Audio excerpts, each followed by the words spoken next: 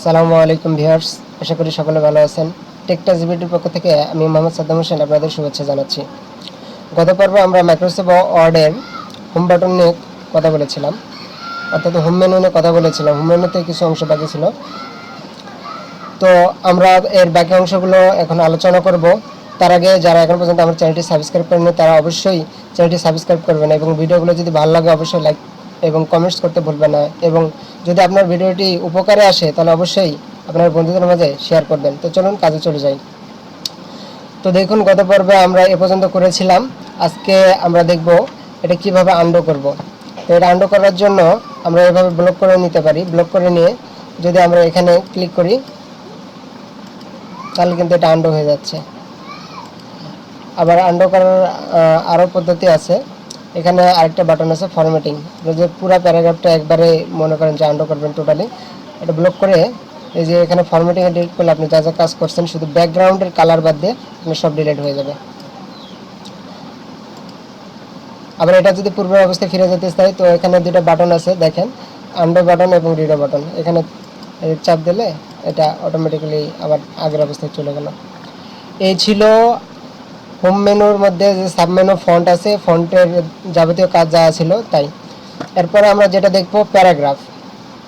তো প্যারাগ্রাফে অনেক সময় দেখা যায় যে আমরা অনেক সাংকেতিক চিহ্ন ব্যবহার করি, স্টার বা বোল্ডের মতো থাকে। এটা কিভাবে করে? এটা করার জন্য সিম্পলি এই যে এখানে বাটন আছে, এখান থেকে চয়েস করে আপনি কোনটা দিয়ে আপনি করবেন সেটা করতে পারেন। তো এটা আমি দেখাচ্ছি। এটা করার জন্য আমরা আগেরগুলো ডিলিটই করে দিই। এটা করার জন্য সিম্পলি এখানে ক্লিক করলে এই যে দেখেন সুন্দর বাটন চলে আসতেছে। তো এটা এভাবে আসার কারণ হলো আমরা এখান থেকে একটা নিয়েছিলাম, শ্যাডো নিয়েছিলাম, ঠিক আছে। শ্যাডোটা থাকার কারণে তো এটা দেখাচ্ছে। রিফ্লেক্ট 0 করে দিই, এটা ব্লক করে নেই।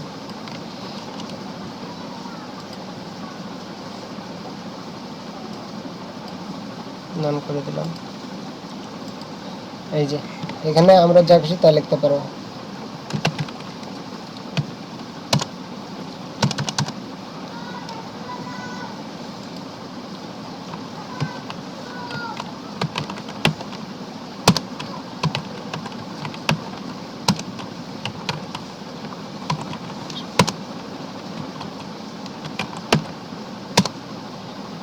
দেখেন কত সুন্দর সিস্টেম।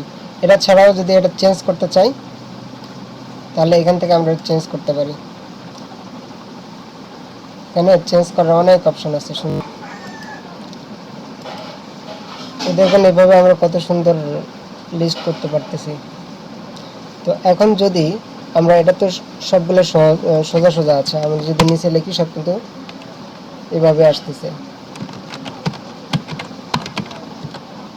এখন যদি আমরা চাই যে এটা এভাবে আছে, এটার নিচে ধরেন যে সালামের নিচে আমি এ পাশে আরও একটু সরে থাকবে অন্যান্য বিষয়গুলো, সেটা কিভাবে করবে? তো সেটা করার জন্য সিম্পলি এটা ব্লক করে নেবেন। ব্লক করে নিয়ে এখান থেকে এই যে চেঞ্জ লিস্ট স্টাইল, এই যে এটার মধ্যে চাপ দেবেন, দেখবেন সুন্দর চলে গেল। এখান থেকে যদি আপনি অন্য ডিজাইন দিতে চান বা ওই ডিজাইনে দিতে চান এখান থেকে দিয়ে দেবেন। আবার এখানকার থেকে আপনি যা লিখবেন ওটা নিচে নিচে চলে আসবে, ঠিক আছে। এই হলো সিস্টেম। আবার যদি এটার আরও যদি এটার নিচে যদি আবার ওইভাবে দিতে চান সেটা কীভাবে করবেন? সেটা করার জন্য জাস্ট এটা ব্লক করে নিয়ে এখান থেকে আবার এই যে আপনার এর পরেরটা দেবেন। এই যে সুন্দর এভাবে চলে আসলো। আপনি এখানে করে দিতে পারবেন সুন্দরভাবে।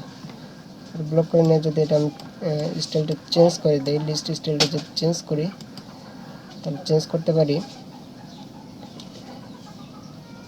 এটাই দিয়ে দিলাম। তো ভিউয়ার্স আজকের এই পর্যন্তই। আগামী পর্বে আমরা প্যারাগ্রাফের যে অংশ বাকিগুলো আছে, নিউমেরিক আছে, ঠিক আছে, অন্যান্য যে প্যারাগ্রাফের বিষয়গুলো আছে, মেন বিষয় সব বিষয়গুলো আলোচনা করব। তো সকলে ভালো থাকবেন, সবার সুস্বাস্থ্য কামনা করছি। আল্লাহ হাফেজ।